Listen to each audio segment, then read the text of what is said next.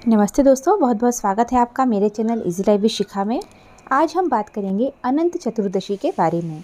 भाद्रपद मास के शुक्ल पक्ष की चतुर्दशी को अनंत चतुर्दशी का त्यौहार मनाया जाता है।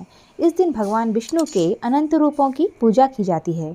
इस बार अनंत चतुर्दशी 19 सितंबर रविवार को मनाई जाएगी। इसी दिन गणेश जी को विदा किया जाता है और उन्हें जल में विसर्जित कर दिया जाता है। धार्मिक दृष्टि से अनंत चतुर्दशी का दिन बहुत ही महत्वपूर्ण होता है। इसे अनंत चौदस के नाम से भी जाना जाता है। इस दिन पूजा के बाद हाथों में 14 गांठों वाला अनंत सूत्र बांधने की परंपरा है। ग्रंथों में बताया गया है कि अनंत चतुर्दशी का नाम ये क्यों रखा गया है। कहते हैं कि विष्णु भगवान के प्रिय शेषनाग का नाम अनंत है और उन्हीं के नाम पर अनंत चतुर्दशी का नाम रखा गया है। कहते हैं कि इस दिन भगवान विष्णु की पूजा ज़रूर करनी चाहिए। इससे भगवान जल्दी प्रसन्न हो जाते हैं और घर में सुख समृद्धि का वास होता है। सभी मनोकामनाएं पूर्ण होती हैं। अनंत चतुर्दशी के दिन व्रत रखने का बहुत ही महत्व है।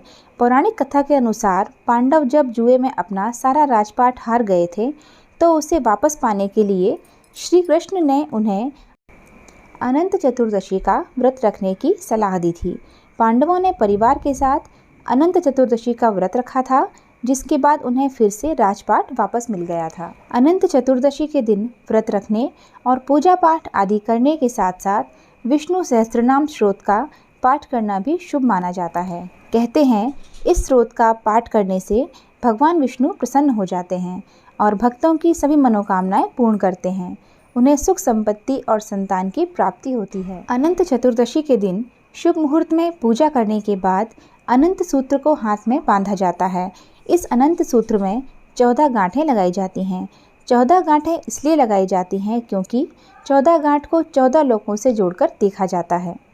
धार्मिक मान्यता है कि भौतिक जगत में 14 लोक बनाए, जिनमें भूलोक, भुवलोक, स्वलोक, महलोक, जनलोक, तपोलोक, ब्रह्मलोक, अतल, वितल, सतल, रसातल, तलातल, महातल और पाताल लोक शामिल हैं।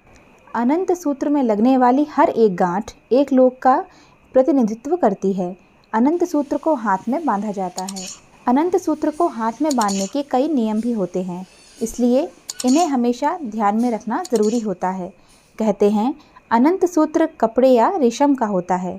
मान्यता है कि अनंत सूत्र को पुरुष दाहिने और महिलाओं को अपने बाएं हाथ में बांधना चाहिए। इस दिन व्रत रखने का भी विधान है। कहते हैं इस दिन व्रत रखकर भगवान विष्णु जी की उपासना करनी चाहिए।